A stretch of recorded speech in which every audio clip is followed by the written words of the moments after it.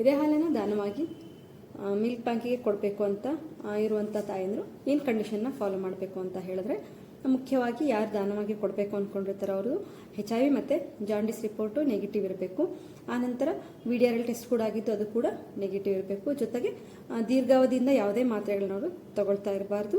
ಅದರೊಂದಿಗೆ ಕಳೆದ 1 ವರ್ಷದಲ್ಲಿ ರಕ್ತವನ್ನು ದಾನವಾಗಿ ಪಡೆದುಕೊಂಡಿರಬಾರ್ದು. ಆನಂತರ 1 ವರ್ಷದ ಅವಧಿನಲ್ಲಿ ಸರ್ಪುಣ್ಣಾಗಿರ್ಬೋದು, ಮಂಗಬಾವಾಗಿರ್ಬೋದು, ಈ ಥರ ತೊಂದರೆಗಳಿಗೆ ತುತ್ತಾಗಿರಬಾರ್ದು. ಇದೆಲ್ಲ ಕಂಡೀಷನ್ ಓಕೆ ಆಗಿದ್ದು ಆರೋಗ್ಯವಂತ ಮಹಿಳೆ, ಆನಂತರ 6 ತಿಂಗಳ ಬಾಣ್ತಿ ಅವರು ಎದೆ ಹಾಲನ್ನು ಮಿಲ್ಕ್ ಬ್ಯಾಂಕಿಗೆ ಬಂದು ದಾನವಾಗಿ ಕೊಡ್ಬೋದು.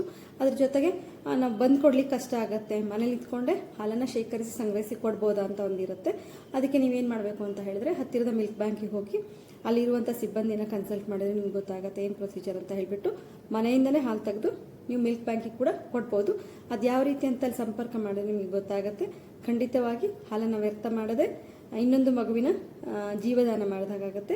ಎದೆ ಹಾಲನ್ನು ವ್ಯರ್ಥ ಮಾಡದೆ ಹಾಲನ್ನು ಮಿಲ್ಕ್ ಬ್ಯಾಂಕಿಗೆ ಬಂದು ದಾನವಾಗಿ ಕೊಡ್ಬೋದು.